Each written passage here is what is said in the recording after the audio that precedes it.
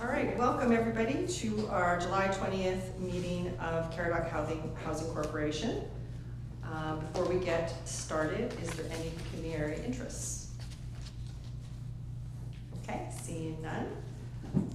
Before we move to the approval of minutes, I want to welcome Laura, our board member, for her first meeting. Thank Welcome. you. And do you know everybody, Laura, or would you like us to do? We just did a little brief hello there. Yeah. Okay. Okay. So moving on, we'll go to the approval of the minutes. We have the minutes from June 15th, 2023. Can I get a motion to approve the minutes as written? Frank, second? Thank you. Next, we have the minutes of the annual general meeting of June 29. Can I get a motion to accept the minutes as written? Oh, we have to vote, sorry. All in favor of approving the minutes of June 15th? Carried. I'll get used to this new roll call. That's right. That's why I got here. Back to the minutes of the annual general meeting of June 29th. Can we get a motion to approve the minutes as written?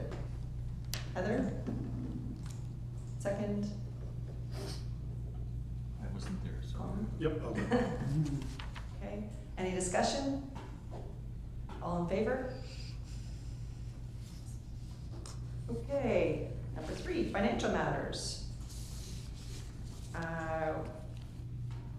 The accounts, everybody should have received that. Can I get a recommendation that they be received for information? This is the ledger, the check detail accounts. Frank? Seconded. Tim? Any comments?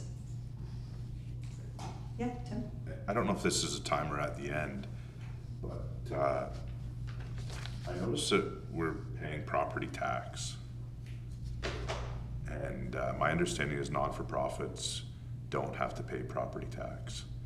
So I'm just not sure if, obviously I'm new, I don't know what the procedure is with that, but I'm wondering why we're paying property tax as a non-for-profit. So we just had this discussion recently, or had it recently with Bill, myself, asked the same question. So my understanding is that we could get an exemption for property taxes. We would have to bring that forth to council to get their approval, correct, Bill? And then the other part of that discussion was when we get into a full year's budget, maybe we want to look at how that balances out. Bill, did you want to comment on that? Through yourself, through the chair to Tim. So the way it is right now, not-for-profits do pay property tax. It's charities that don't pay property tax. So currently we're paying property tax on our 2500 Queen Street. That's a decision of council. And then also on the new building, we've kind of budgeted for the property taxes right now. But that was a discussion that we had, that that's something that can reduce, obviously, our expenses and increase the ability to maybe reduce rent, make it that much more affordable. So that's something that I think it would be worth a discussion about at least, and then we could take that to the council and the council can make that decision. So maybe we'll just note that to bring that forward to the next meeting when we have the full budget bill, and then we can look at what the overall budget is looking at for full occupancy in 2024, and then discuss as a board whether we want to take that back to council. Any other comments? Okay, so we have a motion to accept the check detail accounts for information. All in favor? Next, financial reports. We have 3, a balance sheet, profit and loss sheet, and trial balance, and a budget to actual. And I'm gonna pass this over to Bill. Or do we need a motion first, I guess, to receive the reports for information? Heather and Colin? All right, over to you, Bill. Thank you. So before you obviously are those reports as listed. The balance sheet, so currently right now we're including both buildings on one balance sheet. So I think we're getting to the stage where we're getting some big numbers for the new building. So it's probably not a bad idea to split those out and create a balance sheet for that one as well. So we'll have that available for the next meeting. But currently everything's consolidated into one right now for the balance sheet as well as the profit and loss. So the profit and loss is a little skewed simply because of the income that comes in for our mortgage draws, as well as the grant that we've already received and fully expended from CMHC. So it kind of throws the numbers off when you look at even the profit and loss and the budget to actual. You'll see on the budget to actual, you've got about 600, just short of 700,000 that came in the month, and then we expense out the other side of that, which causes it to look like we're not making money. So, like I said, I think probably the best bet is for the next meeting. Now that we're getting into some of those major numbers, it's probably a good idea to just pull those out so that we've got two. So the board will be looking at two sets, we'll say, of balance sheet and profit and loss. If there's any questions, I'm more than happy to answer them. Frank? I should know this, but we do all the traditional holdbacks, like for construction liens on draws and all that kind of stuff. So that's all that 10%. Is it 10? 10? Yeah. 10% is all sitting. Yeah. Yeah. So those are held back. Actually, they're held back at the lawyers because our lawyers have to sign off on each draw. So that's held back actually by the lawyers in the trust account there. So those are all in place. Bill, I had a question. I noticed that the income on Queen Street is not at projected. Okay.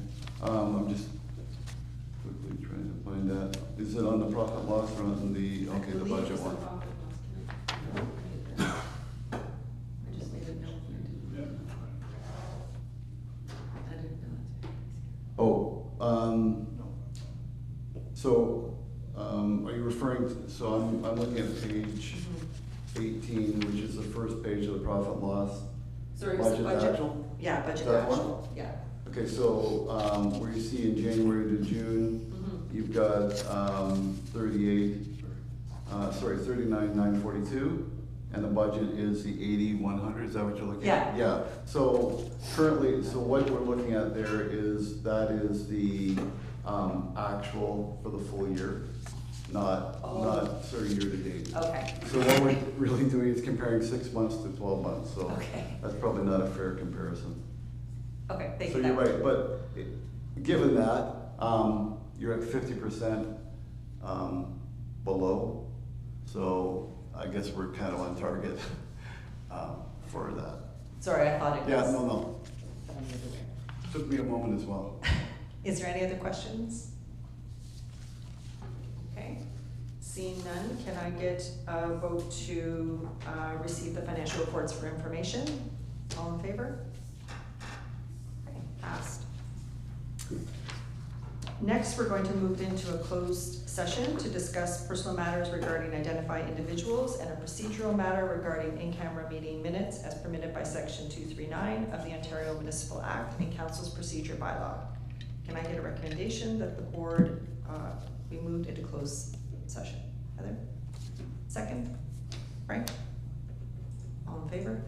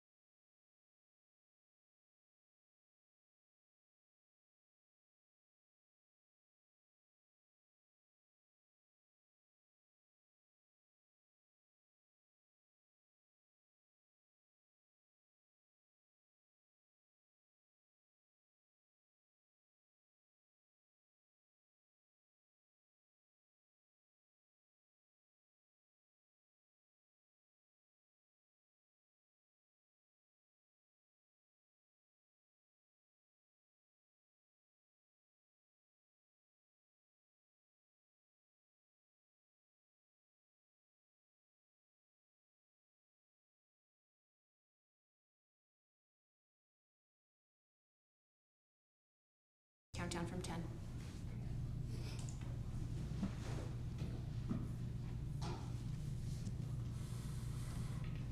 All right, and we're back to our open meeting. We have a report on in-camera matters. We received the caretaker's report, and we would like now to have some discussion. If I can get a motion to open discussion on the floor about what we would like to see from caretaker's report going forward. Can I have someone motion that? Heather? Seconded by Frank. And comments and questions from the board. What would we like to see in the caretaker's report? Frank? Well, to me, it really just, it seems to be a summary of extraordinary activities, I guess, of the caretaker. And yeah, I guess it could be more summarized, not to identify individuals, and just really a report on perhaps the work rather than who it was done for. I don't know if that's a possibility, but and then it could be really just discussed in open sessions. Yeah. Heather? I'd like to see important things identified. If there's things that need to be addressed by us, the board, it should be identified in the caretaker's report. And that would be, so it's not identifiable for people, so we can have that in open? Yeah, no people, it doesn't need to be people's name, but I have concerns if there's something wrong with the buildings themselves, that should be identified to us. Thank you. Any other comments? Okay, then we'll put that information, pass along to Bill, and can pass that along to the caretaker for the reports going forward, to not, if where possible, not identify individuals, so that we can get a summary report of extraordinary activities and report that in open session. Okay, all in favor? Right. Next on the agenda, we have the Mount Bridges Affordable Housing Project. You would have received the general review report number 25. Any comments or questions on the general report? I guess a question to Bill, like if you had to have a percentage as to where the building is at this point, where would you say that would be? You're asking a finance guy a construction question. I would say, I toured the building with Bill at the end of June. I would say they're at least 65% complete. At the end of June, so probably closer to 70 now. yeah, so today, I was there today, obviously, and they put in the self-leveling flooring for prepping to get the floors in on the third and second floor. Third and second floor have also been primed, all the walls, all the doors.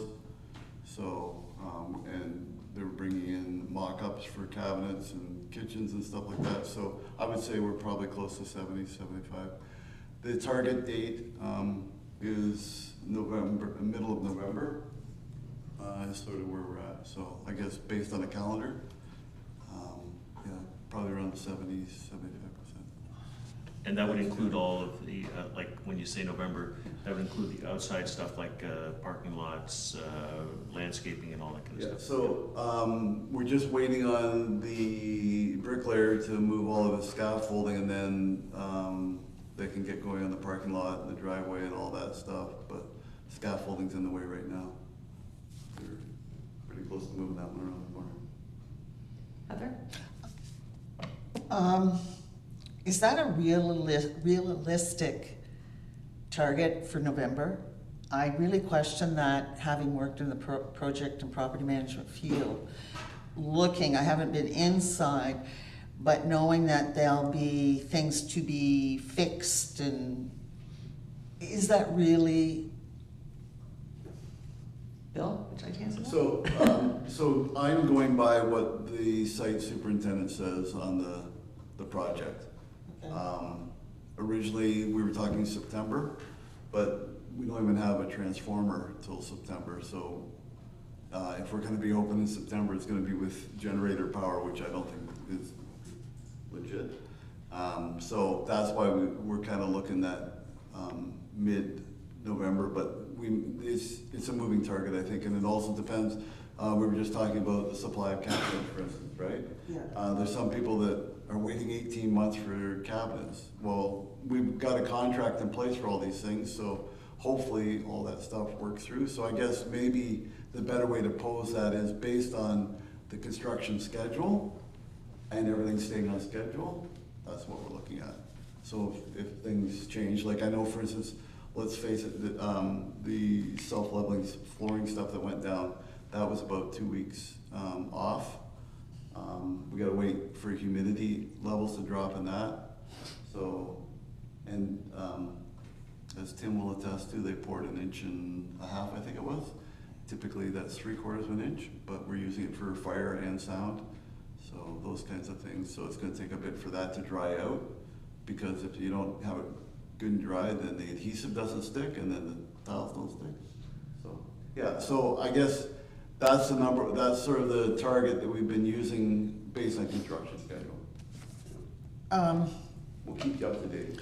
Yeah, because I am really not comfortable, having looked at the site and everything, that Novembers are realistic, and I don't want to put out there to people that move in November 1st type of thing. Yeah, no, I don't think that move-in date has been put out, as far as I know. We've been telling people we're taking names. In fact, right now, we haven't even received one application or sent out an application for that building yet. So, once we get the property, so I think that's kind of working in our favor with this property delay in getting a property manager, because we really need them to sort of do the rent out. So if they have more time, that's also gonna make it a lot more palatable. So I think right now, that's kind of how we're working at it, with the idea that once we get the property manager involved, then obviously that will also give us better timelines, because that's what they deal with all the time. They'll have a better understanding. Yeah. Colin? Yeah, just so on Heather's clarification, that November, is that complete, that was building completion, that wasn't move-in date, was it, Bill, or? Yeah, so we've sort of been talking at the meetings of having occupancy available for mid-November. Okay, so that's occupancy, okay. Yeah.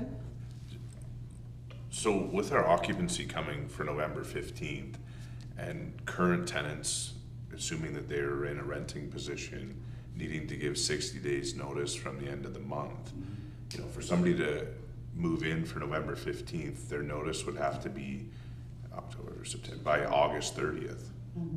So if we're actually expecting to do a rent up, you know, in November, in December, I don't know where we're at with the property manager, but, you know, those decisions need to be made ahead of time from a tenant side, because they have to give proper notice from where they're leaving.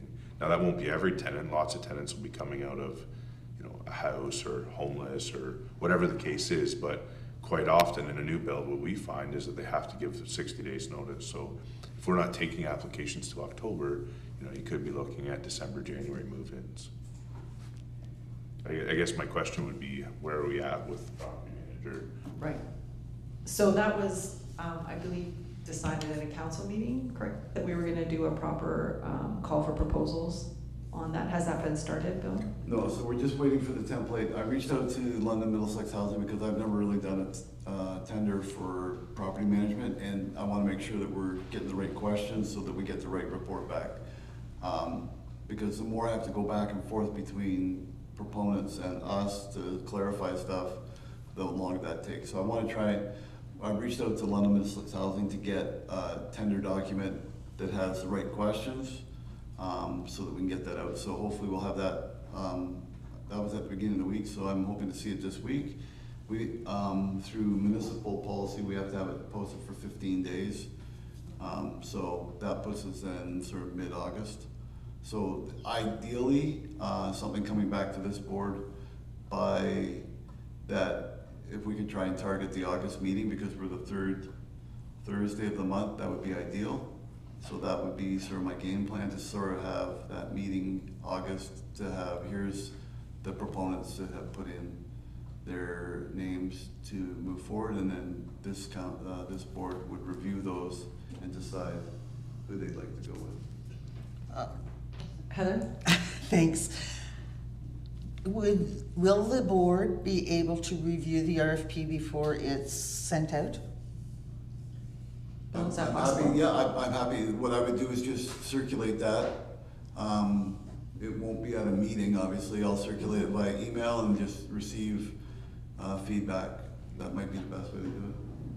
Okay. If No, you I have don't. one, and if you have one, you can send me one, that would be even better. Well, I'll I speak may up. be able to help, that's why I'm. Okay, perfect. Yep. Tim? Just to clarify, I think what I heard anyway, you're planning by our next meeting, so a month from now, to be able to, for us to review the RFP results. Yes. But the RFP has to be out for 15 days. So that leaves 15 days to create your RFP, get it out there, and then get results back within 15. Like, I'm just thinking that timeline doesn't work. You're gonna be in October before you. I think we'd be better to see the RFP next board meeting and then put it out. Because I think the last thing you wanna do is only give such short notice and we end up getting not the right respondents back. That'd be my suggestion. Any further comments on the time frame? Well, see, that again concerns me with a November or December occupancy, because if we don't get a team in place, let's say we get them in place at the earliest October, that's not gonna be enough time to get renters in for your time frame. Could we not get a management team in by September? No. Third weekend. If we did the RFP approval next meeting, that would be the third week of August. We put it out for tender after that, and we could review tenders third week of September, would be my suggestion. And at that point, we can award it to somebody, and we might not be able to get everybody in November 15th, but you don't want everybody moving in the same day anyway, so. I don't know. I think that sounds like a reasonable plan. Are you okay with that, Bill?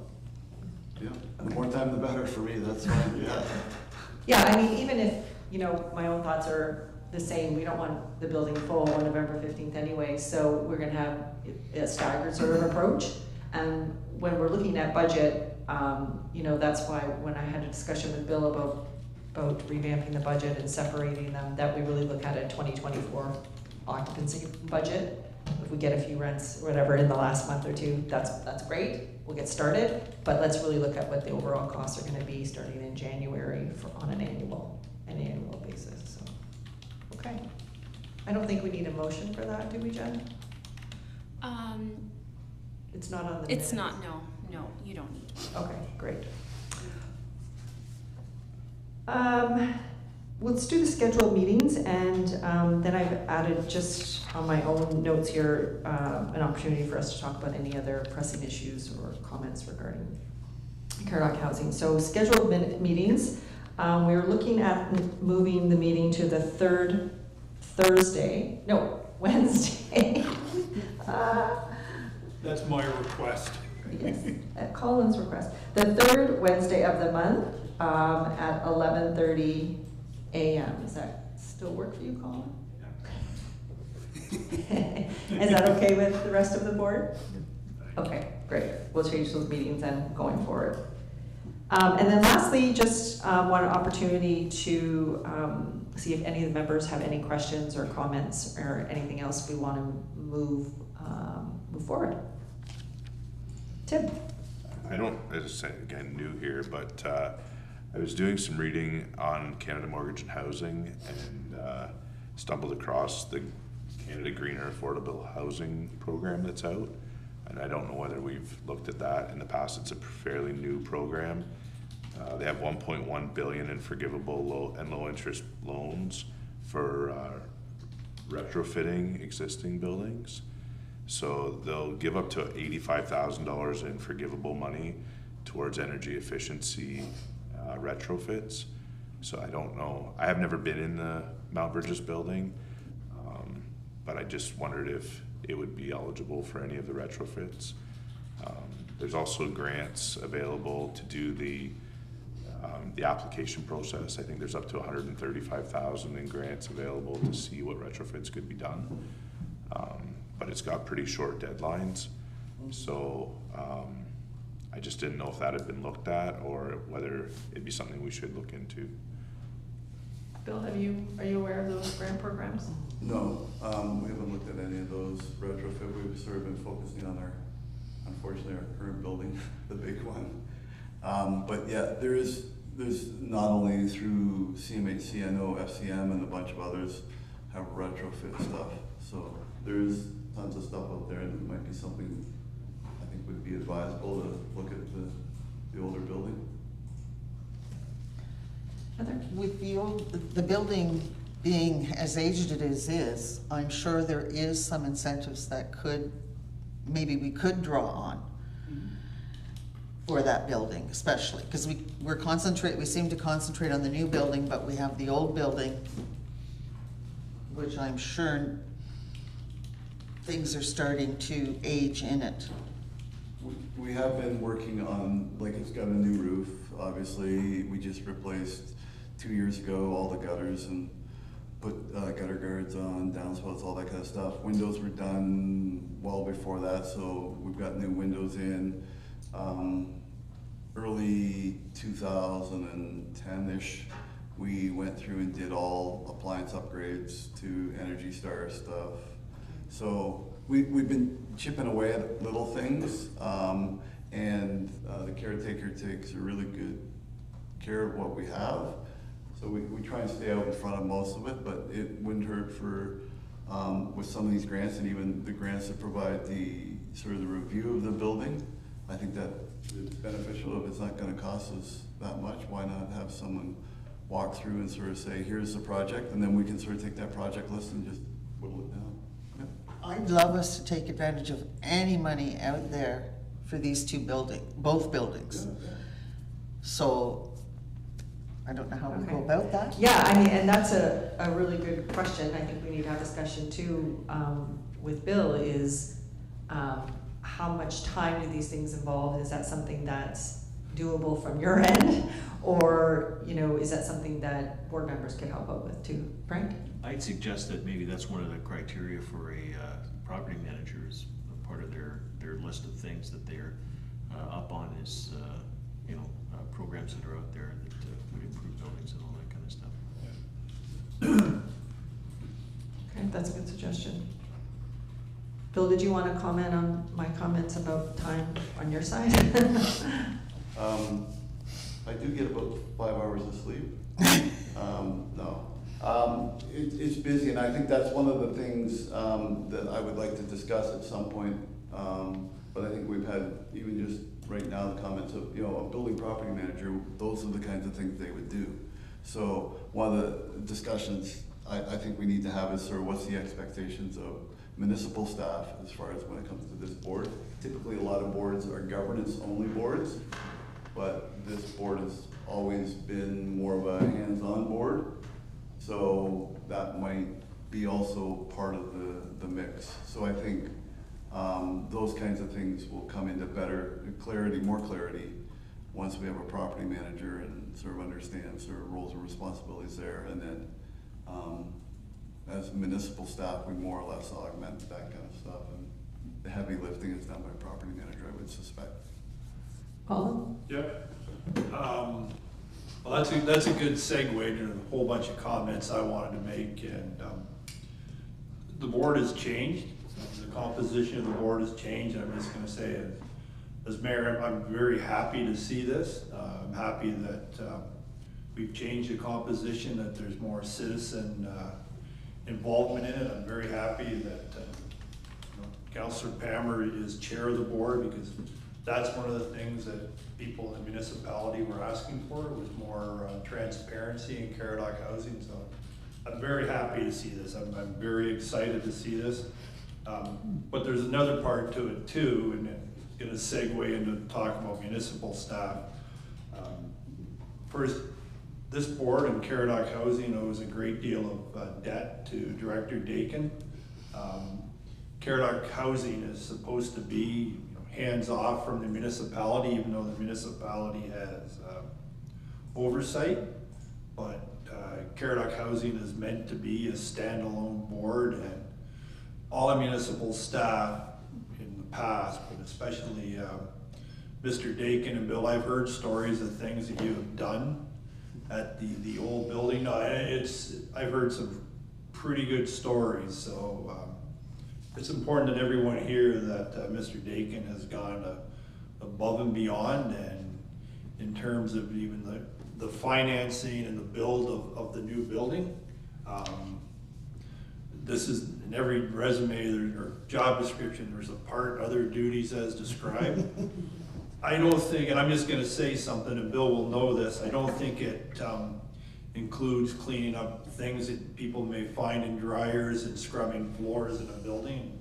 I think that's very important. So when we're talking about things like grants and moving forward, just my own opinion that the board we need to become more self-sufficient, and that's one of the discussions we need to have. And even in terms of using Jen here today to record the meeting and run the meeting. So in the future, we do need, my standpoint, need to have a discussion and become more self-sufficient in how we do things. But I'd be remiss in not thanking Bill for all that he's done to move the board this far along. And someday we'll walk on our own, Bill, but on behalf of Caradoc Housing, I really do want to thank you for all that you've done, and it's greatly appreciated. So thank you very much, Bill.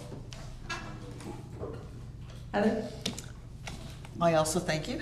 And I think as board members, we've made a commitment to this board. And if there's things that we as board members can do, I think we need to do it. Because that's one of the reasons I wanted to be on the board, was to make it, hopefully make a difference. And if we can take some of the pressure off, I think we need to do that. Thank you. Any other comments? Tim? As far as funding opportunities like this, Canada Greener Affordable Housing, I mean, there's a huge potential there to get grant money that's free, but there's also a lot of work, you know, and obviously I volunteered to do work on this board, but I don't know that I volunteered to go after grants like that. You know, I mean, not that I'm not capable, I do it for our own projects, but there's an awful lot of work that goes into it. In a case like this, there's, you know, a possibility of over $1 million worth of grant money. How do we deal with that as a board going forward? If we're not going to rely on municipal staff, which I don't disagree, maybe we shouldn't because that's not our mandate. You know, obviously in the past we don't have the history. I don't know how it happened with the project that's on now, but what's the direction we should take in the future? Like, should we be looking at hiring a consultant to go after that grant money, or, you know, it'll be a competitive process just like the mall. I just don't know what the answer is to that. Yeah, good comment. Frank? I'm not sure if he would be available, but Greg Playford from Devonshire, perhaps we could have him come and you know, talk about these types of things and you know, the process, and you know, I'm sure that he's one of the people that applies for these grants and knows how to do them. So, you know, what would the cost to have him on a retainer to look at these things as well? So, you know, it might be good for us to meet him anyway, since he's kind of responsible for putting this project together, and maybe talk about some of those opportunities as well. So yeah. I mean, from our side, I know how to do the work. It's just, you know, you only have so many hours in a day, like Bill does. Bill doesn't have time to be doing them either. So if there's somebody that could, you know, maybe a consultant, or I don't know. I just. Well, you could be the checks and balance there, Tim. Yeah.